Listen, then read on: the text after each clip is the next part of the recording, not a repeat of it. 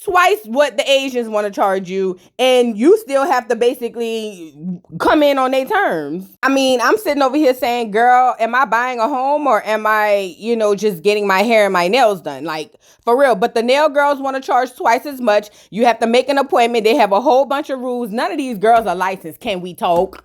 Girl, it's disgusting. It's very disgusting. So guess what? Because I don't go to the black girls, because see, I'm not one of those just support black and be blind. I don't do that. I support good business. I was going to the Asians, but I started feeling like my nails started cracking too much. So you know what I did I want to say this past, 6 months? I've been doing my own nails, girl. Yes, ma'am. But anyway, it ain't about me. This is what I'm trying to tell y'all. Now, they say the girls are going back to 9 to 5s because they say the people not coming no more like that. Let me say this. In some of these TikToks I'm going to show you guys, these girls are going to literally be talking about how, you have to make the appointment. You can't be late, but they can. They're going to be talking about stuff like how you have to have your hair straightened before they braid it. Not only just blow it out, not wash and blow it out. Because remember, they don't wash no hair no more. Your hair has to be straightened before they get there, girl. And then if it ain't, it's an inconvenience fee, girl. Ain't no way. But you know what? This is a true testimony as to black people starting to have to give other black people good service and good customer service, because what's happening is now in 2023, in 2022, I think some of these TikToks are from, the girls are saying, if you're not going to give me what I'm paying for, then I'm just not going to go. You know what I mean? And I know a couple girls in real life who are shutting down their salons because they can't keep clients or they can't keep people to rent out the boots and all of that. Because the girls are just like, no, if you're not going to give me what I need and what I'm paying for and treat me good, I'm not doing it. So let's get into this first couple TikToks. This girl is sharing her traumatic experience of her going into a hair salon, and then there's a stitch behind it, and then I'll come back with some commentary.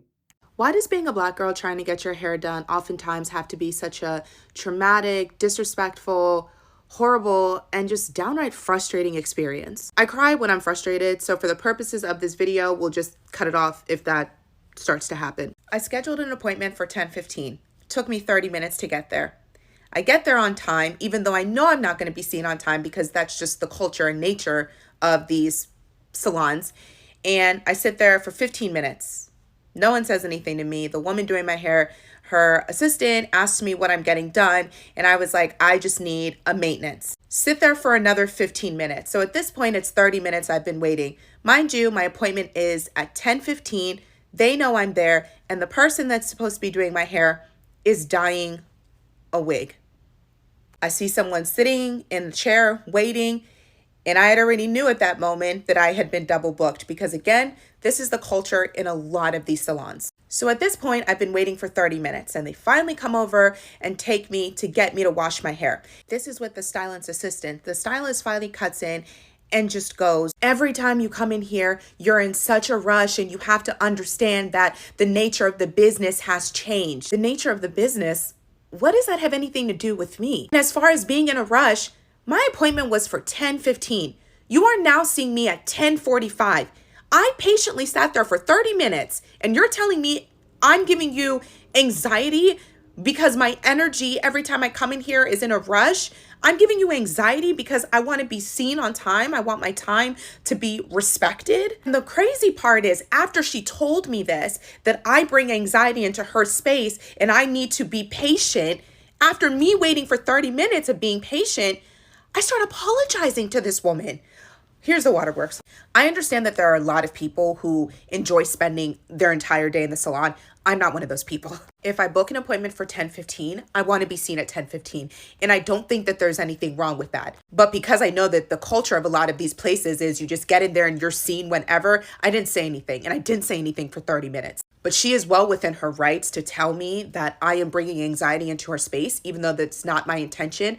So even though that is not my intention, I did apologize to her. And now I also can't go back there because this is her work environment. I don't want her to have to deal with clients. I don't want to deal with clients who bring me anxiety. So I certainly am not going to go into this salon ever again to bring this woman anxiety. So if you know a place in DC that does sew-ins and is professional, please share that information. But anyways, back to the culture of a lot of these salons and what it is to be a Black woman trying to get your hair done. What we experience is absolutely rooted in racism. There are a lot of people who are allowed to go to hair school, cosmetology school, get their hair licenses, and not know how to do black hair. In my personal opinion, if you cannot do all types of hair, you do not get the right to call yourself a hairstylist. And there's more to being a stylist than just having a license, right? There is a lack of customer service in a lot of these spaces, and a lot of Black women are the ones who deal with the brunt of it because, again, the resources are very limited. You have these stylists who are going to school, getting these licenses, but are not required to know how to do our hair. So the people who do graduate with these licenses that know how to do our hair are very few, far and in between. So you are now left with a limited supply pool, limited resources, limited options, and you get to choose between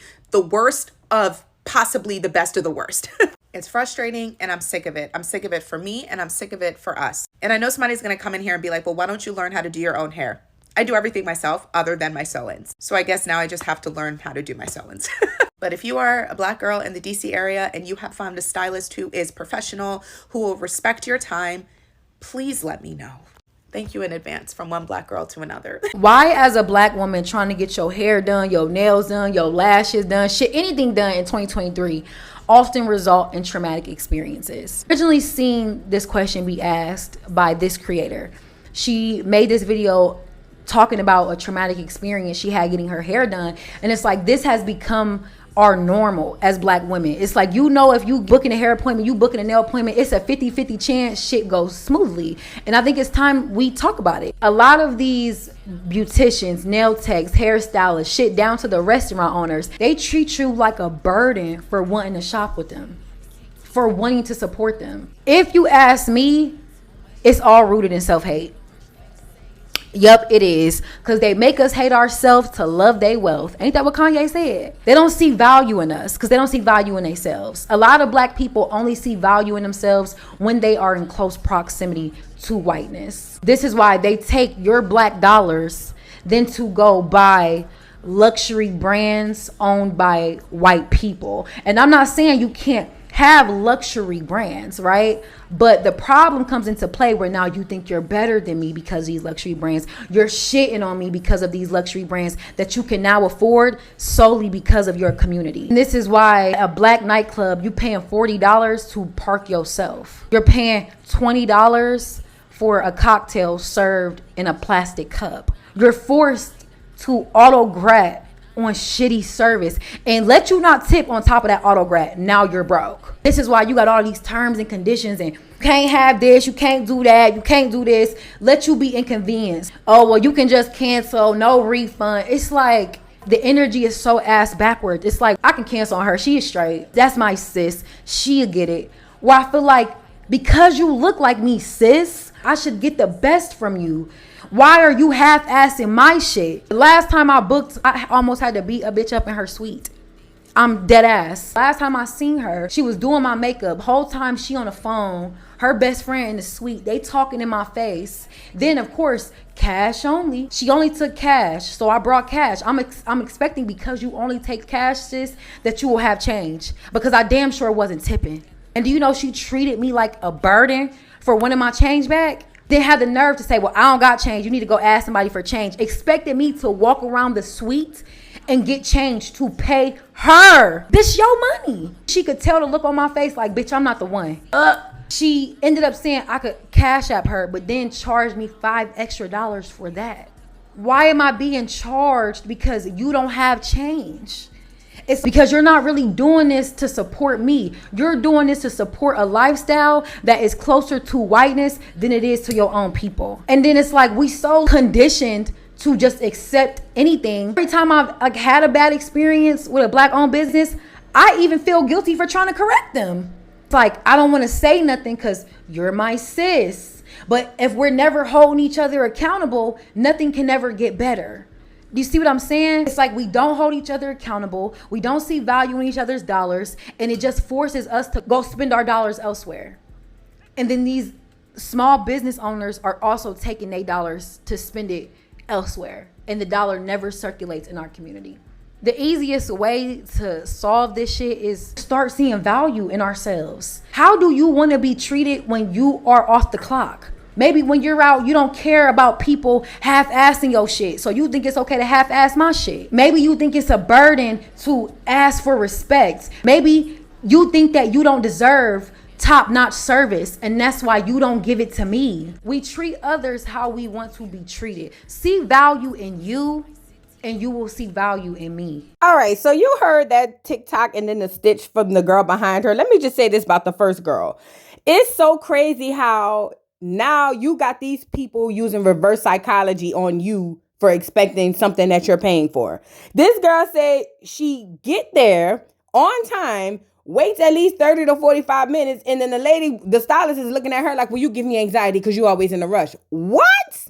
See, this is why I can't. This is why I can't. This is why I do my own hair. I cannot. Because my thing is just like, you got to respect the customer's time just like you want the customer to respect your time. Now, you got this girl over there apologizing to you for you being a shitty customer service person. Oh, my God. This is insanity.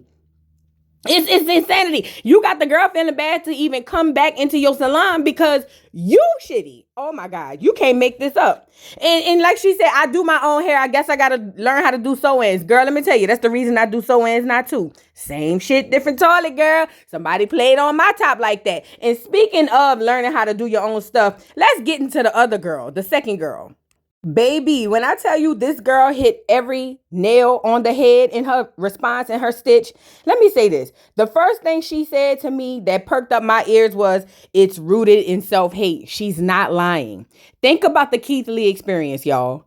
You really have people in the comments who don't understand why Black people are saying, hey, I want to be treated just as well as some so-called celebrity. Like, people really don't understand that. And I love when she said the reason some of us are okay with giving shitty service is because we receive shitty services and it's okay. Like, that was so profound. And the fact that she said it's rooted in self-hate, it is. Because listen, I'm from New Orleans. Lord knows I'm from New Orleans, one of the greatest cities, most cultured than any city I could probably think of in the whole United States of America. But let me say this.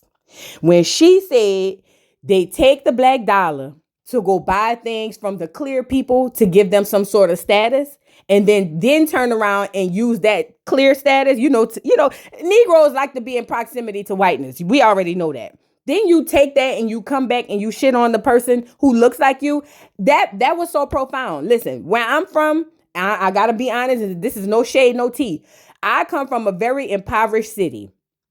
You may not know it if you stay within the proximity of the tourist areas. Very impoverished. I'm sorry. Most of the people there live below the poverty line. But when you see them out in the clubs with Chanel, Louis, Gucci, you would never be able to tell. You wouldn't be able to tell until you go back to their homes, or if they have homes. Girl, it's ridiculous. And see me, I am a sales girl. I go on Fashion Nova to the sales rack. I don't even buy fresh new stuff off of Fashion Nova. But see me, if I stood next to one of them, they'll look at me like I'm trash and I'm beneath them, girl. This girl spoke a word. And it's so crazy because she was talking about her experience too when she said she went to go pay somebody only cash. You only taking cash, bitch. I'm calling the IRS, bitch. I'm calling the money police because something over here in the milk ain't clean. Why you only taking cash? Then she said she had to go look for her own change, but the girl told her she'll take cash up, but she'll charge her an extra $5. Girl, ain't no way. This is why I do my own hair. She said the Black dollar never circulates back into our community because basically we give them our Black dollar and then they take our Black dollar and give it to the clear people. But I keep my Black dollars in my pocket. Anyway, let's get into some more experiences because this is getting good, child. As y'all can see, I'm in the process of doing my hair, but I had to stop because of this coming right here. You need to make sure your ends is stretched out like this. After you blow out your hair with a blowout, you need to go over your ends with a flat iron. If you come and your hair is natural like this, and the ends is not like this, then guess what? We would have to reschedule, or if you really need your hair done, we would do it. But there will be an inconvenience fee. Please take note. If your hair does not arrive to me like this, you come to me like this, then we will either have to reschedule, or you will have to get your hair properly done, but there will be a $15 inconvenience fee on top of the $25 blowout and press fee. Okay? It's $25 if you're natural. If I have to blow it out and pull it out, it's $25. If you're not natural, the end portion needs to be pre-stretched. And a lot of people, oh, well, what about protective styles? Listen, this is not going to damage your hair, sweetheart. Our hair can sustain anything, okay? We have very great, strong hair. This is because when you get your braids and you see that fuzzy look, it's because that client is natural. And when they started to braid the client's hair, this hair started to pop out the braid. When your hair is... Did you guys hear that? You can't make this stuff up. And they wondering why they going back to the 9 to 5s, girl. Let's move on. I got a question for the modern day hairstylist. And don't fight me, because I know how you girls like to tussle. If somebody is literally about to pay you $100-something to do their hair, why are you telling them that they should have their hair washed or braided before they come? That's what you're there for. That's what they're calling you for. That's what they're paying you for. See, what y'all fail to realize is 9 times out of 10, if somebody is paying to get their hair done, either they don't have time, they don't know how to maintenance it, and etc. So to be charging these women like all these fees and stuff like that if their hair is natural or short or whatever is crazy to me, because what? Like, what are they even paying you for? If you're not even doing half the work that they're paying you for. If they have to do half the work that they're paying you for, you don't need to be no hairstylist, sweetie. If you don't know how to scalp braid, which is like one of the most basic things to do, you don't need to be a hairstylist, sweetie. If you don't know how to wash hair, you don't need to be a hairstylist, sweetie. And I noticed the only people that do this, like majority of the time, are unlicensed stylists. Y'all charging all this money, but yet you don't even have, you're not even, what? Okay, y'all. So I had a lady stitch my video about the poor service with black nail techs, lash techs, and hairstylists, right? I'm going to add her in the comments. So y'all make sure y'all go check out her video. But what she was saying in the video is, you could have just took your money. You could have just took your money and left. I don't know why every time people always come for black nail techs, lash techs, and whatever. And she's also a licensed cosmetologist, right? And I tell you what. Because in the video, she was just like, y'all acting like Indians don't do it, you know, Chinese don't do it, you know, Asians and, you know, the Africans. And I'll tell you what. I've never had that type of experience anywhere else. Period.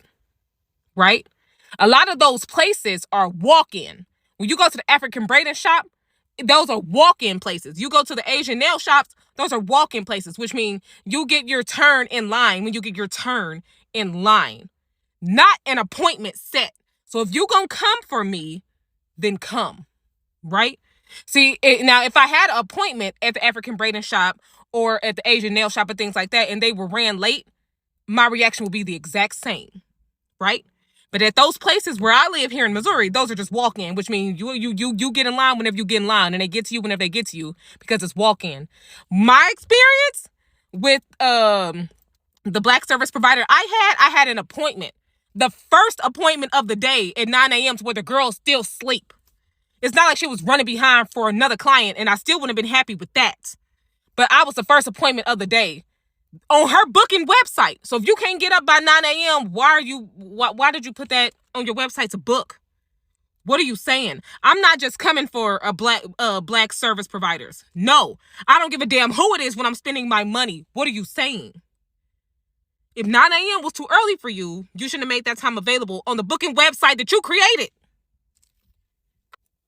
And then you're going to tell me that you set your alarm for 9:30 a.m.? Why would you do that when our appointment is set at 9? There was nothing about the situation that the black service provider wanted to be successful. Because if you wanted to be successful, why would you set your alarm to get up after the appointment time? What are you saying?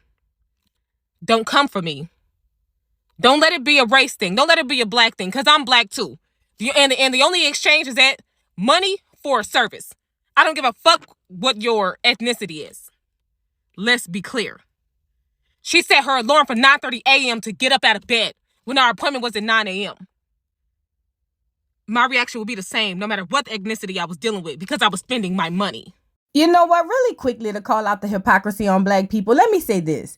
Now, in any other situation where we're trying to point out the bad things in black culture and we bring up another race or another culture, you guys start saying, now you always want to make the clear people the standard. You always want to da-da-da-da-da-da-da-da. This girl basically said that somebody, well, the stylist that she went to had an appointment and booked her for 9. And the girl didn't set her alarm till 9:30 and woke up late. And y'all gonna sit up here and say, oh, like she said, the girl was like, well, it happens at the Italian people. It happens at the... Girl, are you crazy? Y'all don't want to be compared to the clear people until it's time to be compared to the clear people. Like, y'all is crazy. Let's get into some more TikToks.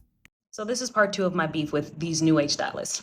Right before I left Chicago, I wanted to try to get an appointment and to get my hair blown out, to get my ends clipped, and to get braids straight to the back. I figured I'd probably pay, maybe $100, maybe $120 for that entire service. So I reached out to the person who typically does my hair, asked him if he was able to do it. He said that he couldn't do it because he doesn't braid, but he referred me to his friend.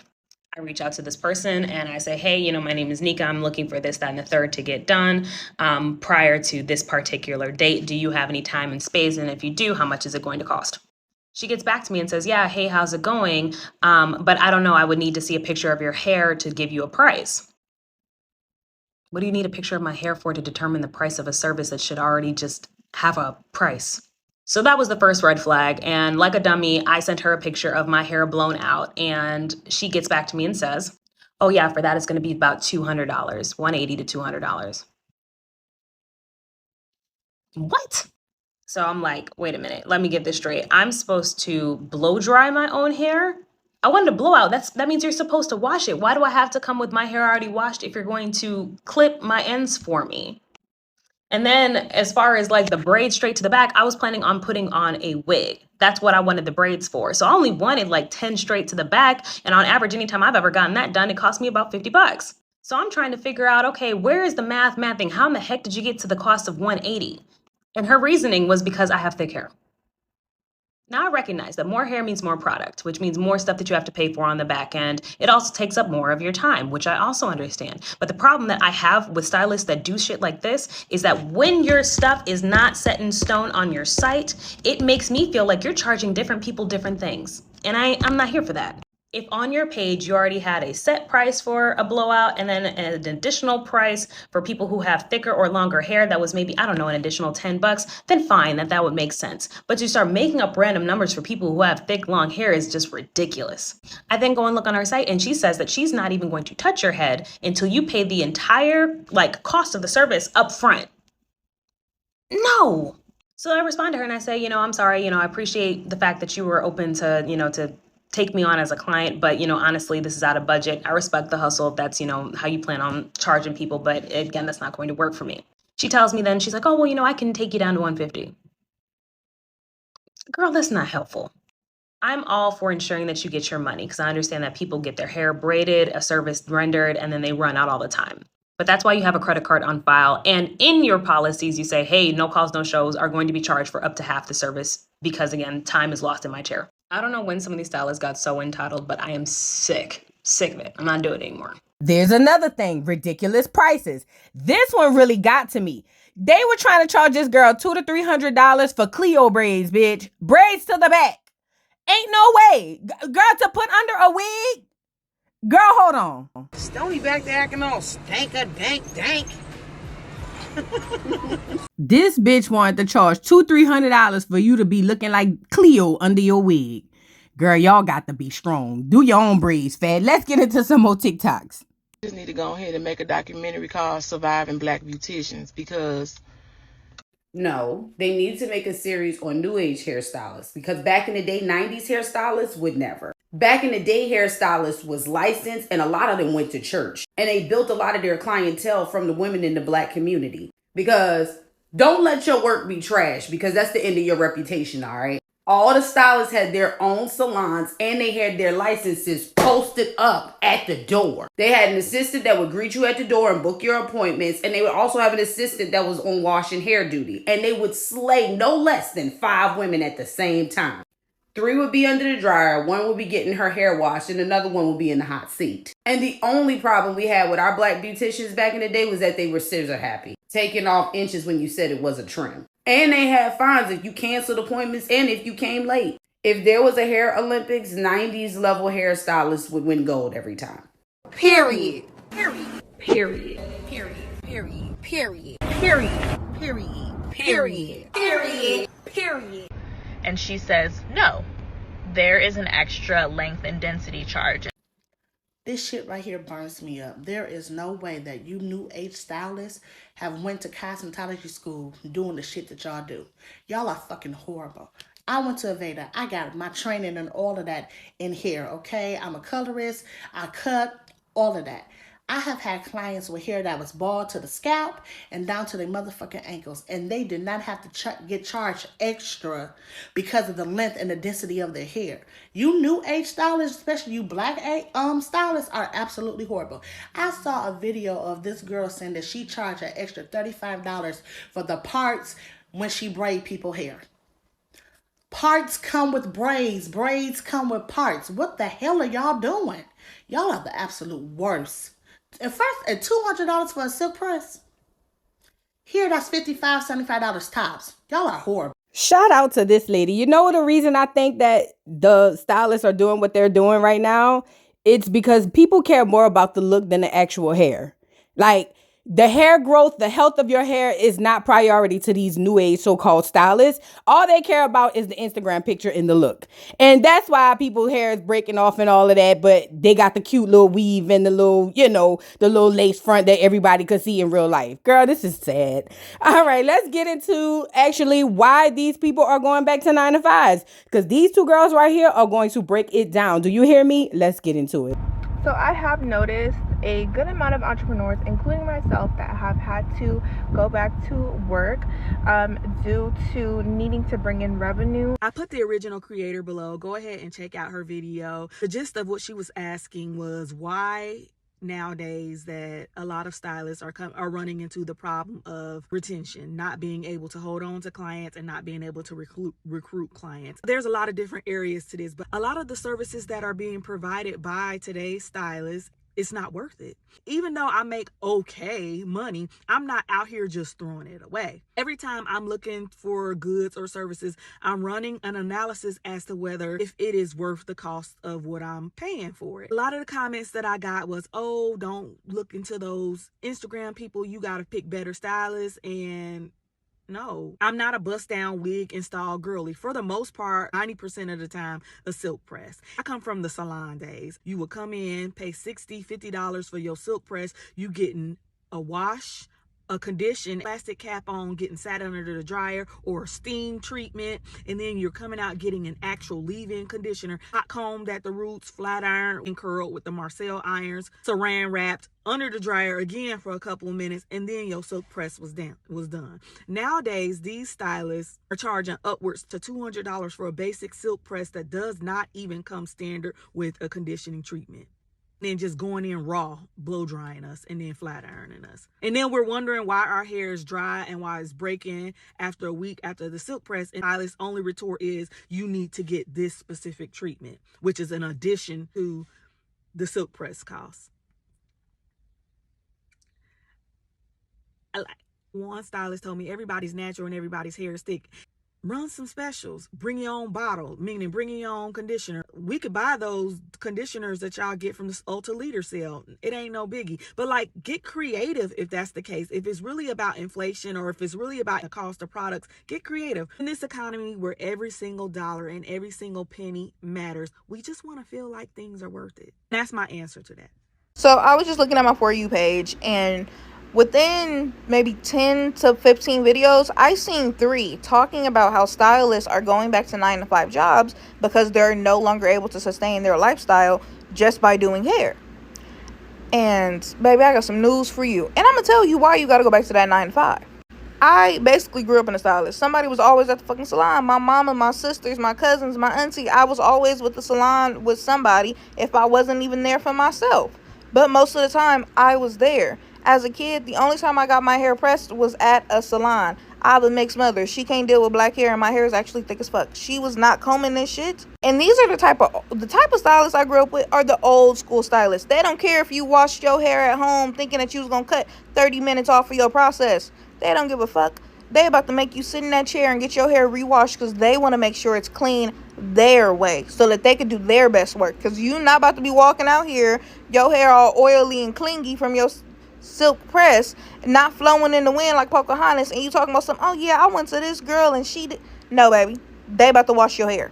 Stylists today aren't even stylists. Bitch, you are a wig applier. Let's be honest. You do some half-ass cornrows, slap some glue on, slap on a wig and a band, and you call it a motherfucking day. If you're lucky, you get a good stylist that know how to bleach your knots, blend it right, melt that HD lace, do you some good baby hairs sometime.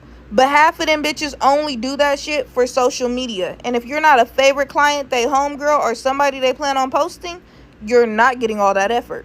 Because stylists aren't doing what they used to do when I was a kid, they're nowhere near the skill of an old school stylist. Matter of fact, if your stylist is under the age of 40, they not a stylist, for one. Two, don't even go to them. You're about to waste your money on some shit you could have did for yourself at home. And this for somebody that's been doing their own hair for the last couple of years, because it's not worth the money to go to these people. Now, me personally, since I've started wearing wigs, I have never paid for an install. I learned to do that shit by myself on YouTube University. But I do my own wigs, and you can't tell me that my lace don't look absolutely fine and that the shit's not blended. I did this myself. I also do my own weaves, and they look absolutely fine. I even went through all the effort earlier this year to find a good natural stylist to do my hair that I end up, this was an old dye, but I had dyed my own hair, cut my own hair, gave myself a bob, and now I've been flat ironing and pressing my hair once a month.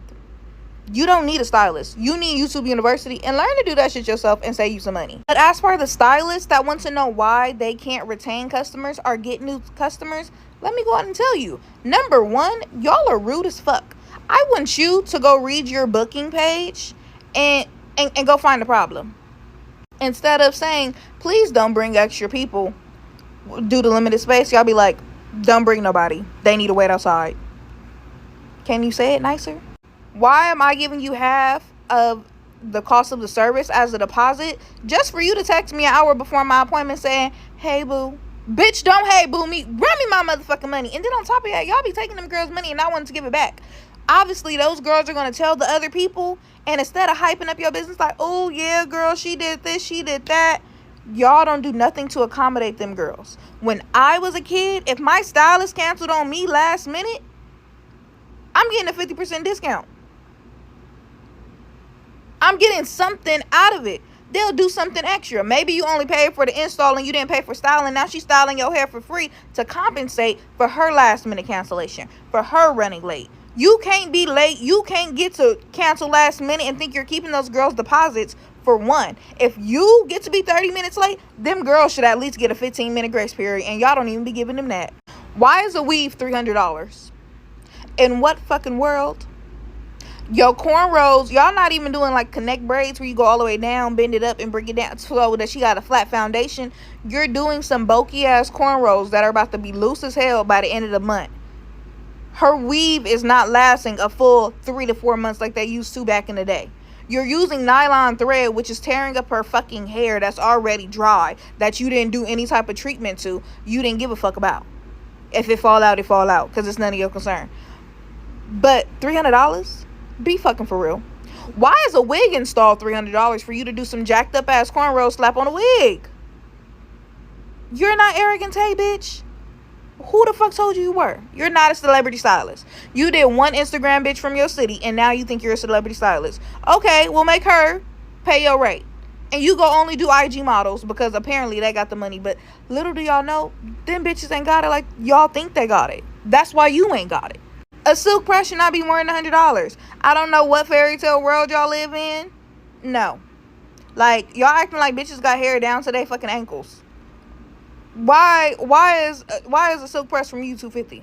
Who the fuck are you? Please explain. Because it's not adding up.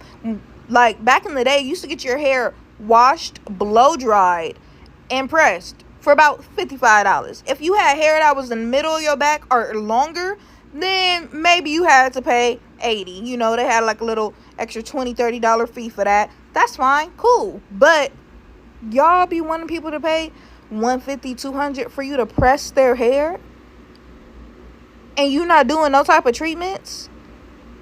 Be fucking for real. Some of y'all don't even be trimming y'all clients' hair and still be posting them. And it's embarrassing because you seen them split ends. Why didn't you ask her, hey, is it okay if I take some of this off? Oh, don't worry, we don't have to cut it too short, but let's clean up majority of it and at least get it even so we can prevent further breakage in certain areas. Or, oh, the breakage is too high up on this part. Unfortunately, we are going to have to. Y'all don't know because y'all never fucking learned that shit in school. Some of y'all don't even have license and be charging these unrealistic prices. Overall, y'all are the reason that y'all gotta go back to 9 to 5s. Because back in the day, it's only two ways that being a motherfucking stylist work. Either one, you did good hair and had a bad attitude, but you had low prices. So it's like, damn, even though her attitude fucked up, she do my hair good and she only charged me X amount. Or you had high prices, did good hair, and you had immaculate, like the best of the best customer service. Never canceling last minute, never not on time, never squeezing in and pushing back my appointment 30 minutes late, but if I ran 10 minutes you would have canceled. No, y'all are the reason that y'all can't keep clients.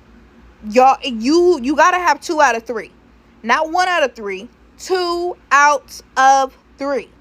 Either you're going to have a shitty attitude, do good work and have good prices, or you are going to have a good attitude, do good work, and you could charge the price you want to charge if you were worth it. That's what y'all not realizing. Oh, child, when I tell you the last 2 ate and left no crumbs, especially the last one. But let me just say this in closing, because this video is a little lengthy. At the end of the day, just like the Keith Lee experiences in Atlanta, a lot of this stuff is basically rooted in self-hatred. That's just what it is. We don't think we deserve certain things and certain levels of customer service, which is why we then render the same customer service to people who look like us. We all know if we were black businesses that patronized, or not even patronized, but that had clear patrons, we would not act this way. We will actually try to fix our stuff up because we are so afraid of what the people will think of us when they are in there using our things. So I just want people to miss me with the whole, oh, well, it's this, oh, it's that. You shouldn't critique black businesses. You shouldn't critique. No. The thing is with black stylists, y'all are too expensive, y'all are too mean, and y'all are too unprofessional. I tell people this all the time. The reason why most black businesses don't make it is because everybody's chasing the bag and everybody wants things instantly. Use decent prices. Bring down your prices to where they're affordable. And instead of getting $500 off of one client for a silk press and whatever, charge the regular $100 or whatever it is for a silk press. And then you'll probably see more clientele. You get what I'm saying? And more return clientele. Don't go after the $500 on one person. Go after quality, not quantity, is what I'm saying. Also, another reason why y'all losing y'all little businesses, girl, people need that money, girl. We ain't got no money. And you know what's scary for me?